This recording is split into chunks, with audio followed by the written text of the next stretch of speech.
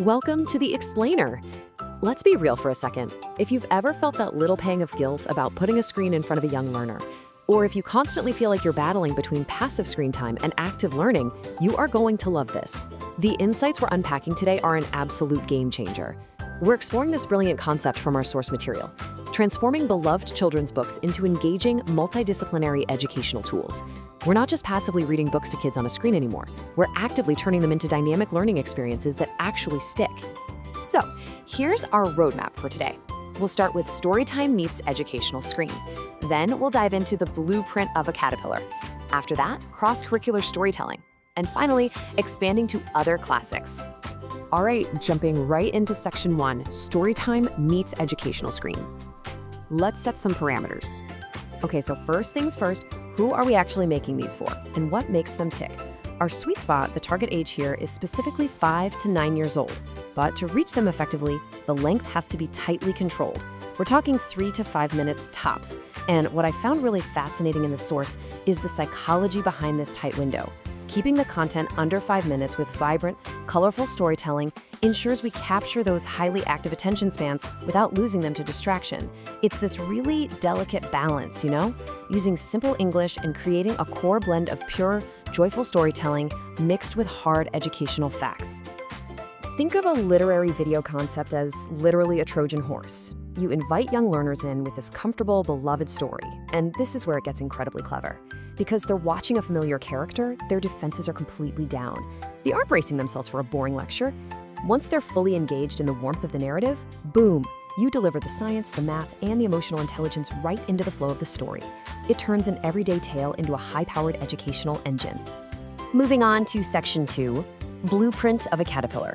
Let's deconstruct a classic. So how does this actually look in practice? Well, we get to see the actual mechanics of a perfect lesson using the Very Hungry Caterpillar. The source lays out this fascinating 4-step formula that basically acts as a guided journey for the child's brain. Step 1 is meet the caterpillar. You introduce the character to build an emotional connection while explaining what a caterpillar actually is in the real world. Step 2, what does it eat, naturally explores the story's famous diet. Step 3 zooms out to look at from egg to caterpillar, explaining those tiny beginnings. And finally, step 4 is the amazing transformation. By starting with a really simple, friendly character intro, the child is perfectly primed and ready for that complex biological transformation at the end. And look at how flawlessly the source maps the biological life cycle directly onto the narrative arc of the book. The timeline is broken down into 4 distinct scientific phases: the egg, the caterpillar, the chrysalis, and the butterfly. By structuring it this way, kids aren't just hearing a cute story about a hungry bug. They're absorbing sequential biological science without even realizing they're in a science class. The natural progression of the plot completely hides the rigid scientific stages, making the biology feel like a magical, inevitable part of the story.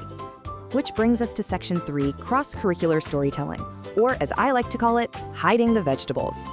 Notice how this multidisciplinary approach works in practice. It turns out, you absolutely don't have to keep subjects separated in little silos. That familiar narrative element, the caterpillar eating 1 apple, 2 pears, and 3 plums, is instantly translated into foundational math and counting skills.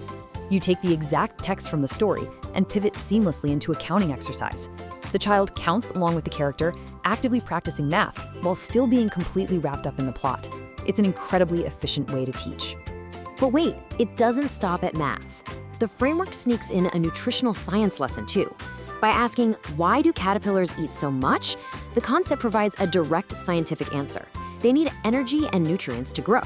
I mean, think about it. Just like a growing 5-year-old demanding their 3rd snack of the afternoon, the caterpillar's endless eating is connected directly to energy and physical growth. It's a brilliant, highly relatable way to introduce early concepts of biology and healthy nutrition. And the absolute best part is how it makes the learning interactive.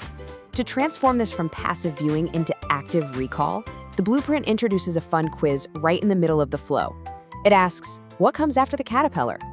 Now, the source explicitly instructs us to pause for exactly 3 seconds before revealing the answer, which of course is the chrysalis. That 3-second pause, it is crucial. It forces the child's brain to retrieve the information they just learned, cementing it into their long-term memory far more effectively than just letting the screen play continuously. All right, final stretch. Section 4, expanding to other classics. Let's build your library. Now that we've mastered the caterpillar, let's see how this scales. Here we can see how other beloved tales are paired with core developmental themes.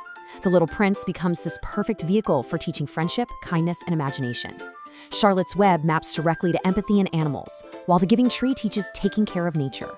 Winnie the Pooh is basically a masterclass in emotional intelligence. And what I really love about this is how a deeply whimsical, nonsensical story, like following Alice down the rabbit hole in Alice's Adventures in Wonderland, becomes a highly structured, direct lesson on nurturing imagination and curiosity in a developing mind. And as your library builds, the subjects expand beautifully into the hard sciences and humanities. The Jungle Book introduces ecosystems and survival. Turning the Lorax into a lesson on trees and pollution basically gives you a full ecology module. Around the World in 80 Days translates seamlessly into geography and world cultures. Matilda naturally encourages a love of reading, and The Wonderful Wizard of Oz teaches courage and problem solving. It turns out that practically every single classic book on your shelf has a rich underlying curriculum just waiting to be unlocked. Of course, to wrap up a lesson properly, the emotional resonance has to match the educational value. You've got to stick the landing. The source suggests ending the caterpillar lesson with this beautiful script. Just like the caterpillar changes, we also grow and learn every day. Reading this was such a profound realization for me. It perfectly ties the hard biological facts of the insect's life cycle back to the child's own emotional and intellectual development. It leaves the young viewer feeling empowered, actually comparing their own daily growth to the amazing transformation they just witnessed. So, with this incredible blueprint in hand, you now hold the power to completely transform passive storytime into an active, cross-curricular brain-building experience. You know exactly how to blend storytelling, active recall, science, math, and emotional intelligence into a concise, highly engaging format. The possibilities really are endless here. The only question left for you as an educator or creator is, what classic book are you going to transform next? Thank you so much for joining me for this explainer, and I hope this sparks some amazing new ways for us to bring literature to life.